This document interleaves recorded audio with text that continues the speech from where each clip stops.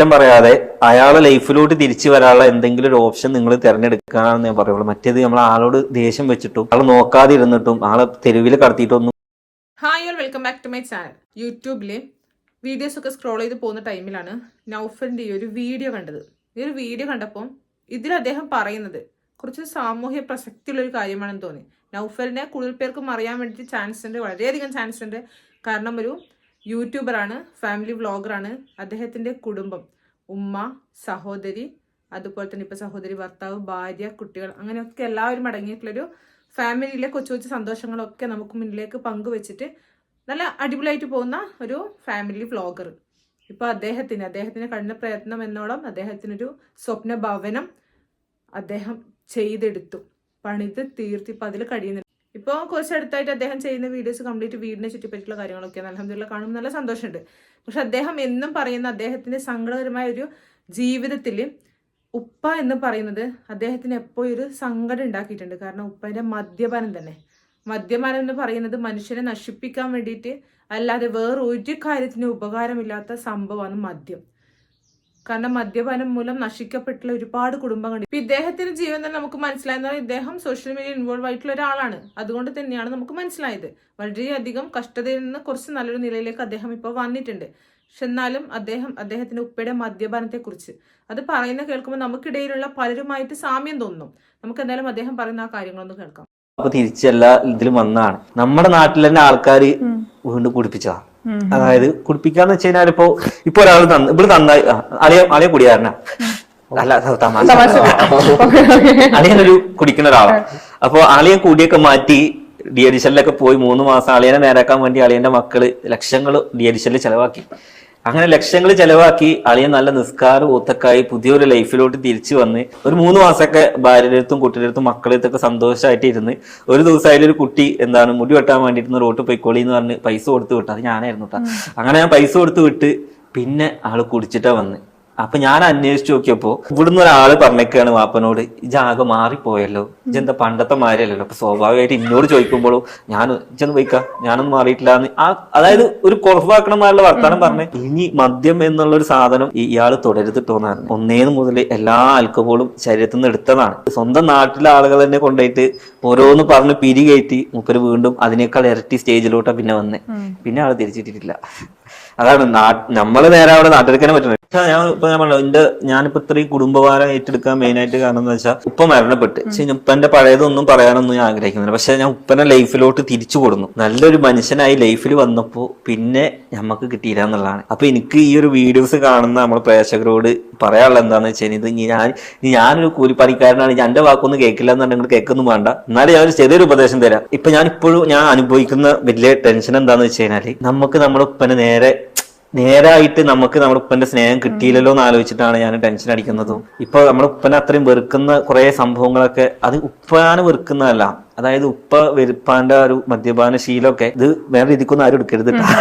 ഞാൻ പ്രേക്ഷകരോട് പറഞ്ഞുതരാണ്. അതായത് ആ ശീലങ്ങളെയാണ് നമ്മൾ വെറുക്കുന്നത്. അതായത് ഞാനിങ്ങനെ ഡി എഡിഷനിൽ കൊണ്ടുപോയപ്പോ ഡോക്ടർ പറഞ്ഞു, എനിക്ക് ഒരിക്കലും ഉപ്പനെ വെറുക്കരുത്, നേരെ മറിച്ച് ആ ഒരു മദ്യം എന്നുള്ള സാധനമാണ് നിന്റെ ഉപ്പനെ നശിപ്പിക്കുന്നത്. അപ്പോ നീ നേരാക്കേണ്ടത് ആ മദ്യപാനത്തിനെയാണ്. അപ്പൊ നിനക്ക് നിന്റെ ഉപ്പനെ തിരിച്ചിട്ടെന്നാണ്. അങ്ങനെയാണ് ശരിക്കും ഇപ്പൊ നമ്മളിപ്പോ എന്താ വെച്ചാൽ നിങ്ങളുടെ വീട്ടില് നമ്മൾ വീഡിയോസ് കാണുന്ന ആരെങ്കിലും നിങ്ങളുടെ വീട്ടിൽ നിങ്ങളുടെ ഹസ്ബൻഡോ അല്ലെങ്കിൽ സപ്പോസ് നമ്മുടെ മാതാപിതാക്കളൊക്കെ ഒരു ഡ്രിങ്കിന് അഡിക്റ്റ്. നൗഫൽ പറയുന്ന കേൾക്കുമ്പോൾ തന്നെ നമുക്ക് മനസ്സിലാക്കാൻ വേണ്ടി പറ്റുന്നുണ്ടല്ലേ.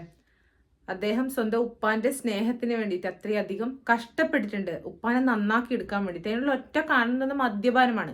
മദ്യപാനം ഒരിക്കലും മനുഷ്യനെ നന്നാക്കുന്നില്ല, മനുഷ്യനെ കംപ്ലീറ്റ് ആയിട്ട് ഇല്ലാതാക്കി. അദ്ദേഹം ആ ഒരു മദ്യപാനത്തിൽ നിന്ന് മുക്തി നേടിയിട്ട് പുറത്ത് വന്നിട്ടും സ്വന്തം കൂട്ടുകാരൻ മുഖേന വീണ്ടും അതിൽ അഡിക്റ്റായി വന്നു എന്നുള്ളതാണ്. അപ്പൊ അങ്ങനെ തന്നെയാണ് ചില കേസിൽ എന്ന് പറയുമ്പോൾ കൂട്ടുകാർ ഒരിക്കലും നന്നാകാൻ വിടാത്ത കൂട്ടുകാരുണ്ടാവും. ഇതുപോലുള്ള ഓരോ വാക്കുകൾ കേൾക്കും. ഇങ്ങനെയൊക്കെ കേൾക്കുമ്പോൾ ഇവർക്കൊക്കെ വല്ലാതെ അങ്ങ് തോന്നും.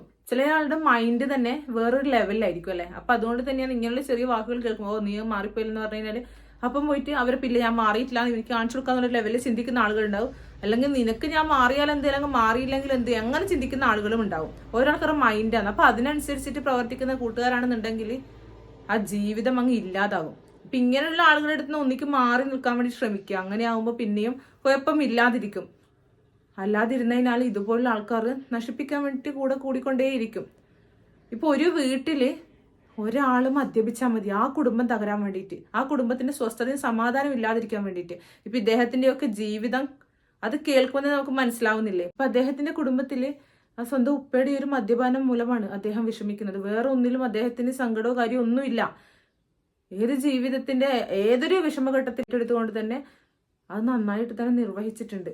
എന്തൊരു കടമയായി കഴിഞ്ഞാൽ, സ്വന്തം ഉമ്മയെ അയക്കാനും സഹോദരി കല്യാണം കഴിപ്പിക്കുന്ന അയക്കാനും വീട് വെക്കുന്ന എല്ലാം അദ്ദേഹം ചെയ്യുന്നുണ്ട്. കൂലിപ്പണിയിൽ നിന്ന് ഇന്ന് ഈ ഒരു ലെവലിൽ എത്തണമെങ്കിൽ അദ്ദേഹത്തിന് കഠിന പ്രയത്നം തന്നെ. അപ്പൊ അതുപോലെ ഇതിപ്പോ ഒരു നൗഫലിന്റെ ഒരു കഥ മാത്രമല്ല, ഇതുപോലെ കഷ്ടപ്പെടുന്ന ഒരുപാട് പേരുണ്ട്. ഇദ്ദേഹം ഇപ്പൊ സോഷ്യൽ മീഡിയ ഇൻവോൾവ് ആയതുകൊണ്ട് നമ്മൾ അറിയുന്നല്ലേ.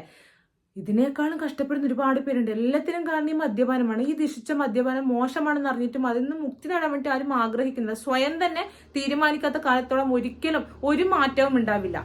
ഒരു മദ്യപാനിയായിട്ടുള്ള ഒരാള് നന്നാകാൻ ശ്രമിക്കുന്ന ആ ടൈമിൽ കരളം കടിച്ചു പോയിട്ടുണ്ടാവും. അങ്ങനെയായിട്ട് ജീവിതത്തെ വളരെ അങ്ങ് സ്നേഹിച്ചിട്ട് വരിക. കാരണം എനിക്ക് ജീവിക്കണമെന്നുള്ള ആ ഒരു ആഗ്രഹം അത് വരുമ്പോഴേക്കും മൊത്തത്തിൽ അങ്ങ് നശിച്ചിട്ടുണ്ടാവും. കൈകാലുകളൊക്കെ വിറയല് വന്നിട്ടുണ്ടാവും. കാരണം മൊത്തത്തിൽ അങ്ങ് എഫക്ട് ചെയ്തു ബോഡി കംപ്ലീറ്റ്. എന്നിട്ട് നന്നായി ശ്രമിച്ചിട്ട് കാര്യമില്ല. കാരണം നമ്മുടെ ഭാര്യയും മക്കളൊക്കെ ഒത്ത് സന്തോഷം ജീവിക്കുന്ന ടൈമിൽ അവർക്ക് ഒരു സ്വസ്ഥതക്കേടായിട്ടും അവർക്കൊരു സമാധാനം ഇല്ലാതെ കൊടുത്ത് അവര് ശപിക്കുന്ന രീതി, അവര് നമ്മളെ ശപിക്കുന്ന രീതിയിലേക്ക് പോയിട്ട് പിന്നെ ഈ ജീവിതം കൊണ്ട് എന്ത് നേടാൻ ആഗ്രഹിക്കുന്നത്? ഈ ജീവിതത്തിൽ എന്താണ് നിങ്ങൾ സുഖവും സന്തോഷവും എന്തിലാണ് കണ്ടെത്തുന്നത്? അങ്ങനെയെങ്കിൽ വിചാരിച്ച് ഇതുപോലുള്ള ഈ ഒരു ലഹരി വസ്തുക്കൾ ഇല്ലാതാക്കാൻ വേണ്ടി ശ്രമിക്കണം. ഓരോ ആൾക്കാരും അവരുടെയൊക്കെ വീട്ടിൽ നടക്കുന്ന കാര്യങ്ങളൊക്കെ, ഈ കള്ളുകൂടിയായി ബന്ധപ്പെട്ട് വീട്ടിൽ നടക്കുന്ന കാര്യങ്ങളൊക്കെ കേൾക്കുമ്പോഴും കാണുമ്പോഴും പലരും അത് മനസ്സിലാക്കുന്നില്ല, വേറൊരു രീതിയിൽ ചിന്തിച്ചു പോകുന്നു. ഈ ലഹരി കൊണ്ട് ഒരു കുടുംബവും നന്നായിട്ടില്ല, നശിച്ച ചരിത്രമേ ഉള്ളൂ. വളരെയധികം വിഷമം തോന്നിപ്പോന്നു നൗഫലിന്റെ ഒക്കെ ഈ ഒരു അവസ്ഥയൊക്കെ അദ്ദേഹം പറയുമ്പോൾ. കാരണം ഉപ്പന്റെ സ്നേഹത്തിന് വേണ്ടി അത്രയധികം അദ്ദേഹം ആഗ്രഹിച്ചിട്ടുണ്ട്. അതിനു വേണ്ടിയിട്ടാണ് പൈസ ഒരുപാട് അങ്ങ് മുടക്കിയിട്ട് അദ്ദേഹം നന്നാക്കി എടുക്കാൻ വേണ്ടിയിട്ട് ശ്രമിച്ചത്. പക്ഷെ അതിനൊന്നും ഫെയിലിയർ ആയിപ്പോയി. ഇതുപോലെ കഷ്ടപ്പെടുന്ന ഒരുപാട് മക്കളുണ്ട്. ആ മക്കള് ലാസ്റ്റ് ഘട്ടത്തിലെത്തുമ്പം അച്ഛനെ ആയാലും ഉപ്പയെ അയക്കാനും ഒക്കെ തല്ലേണ്ട അവസ്ഥ അങ്ങനെ വന്നു സഹി കെട്ടിട്ട് കുറേ ഭാഗം കണ്ടതാണ്. ഈ ഒരു ലഹരിയിൽ നിന്ന് മുക്തി നേടാൻ വേണ്ടിയിട്ട് സ്വയം തീരുമാനിക്കാത്ത കാലത്തോളം ഒരാളും നന്നായ ചരിത്രമില്ല.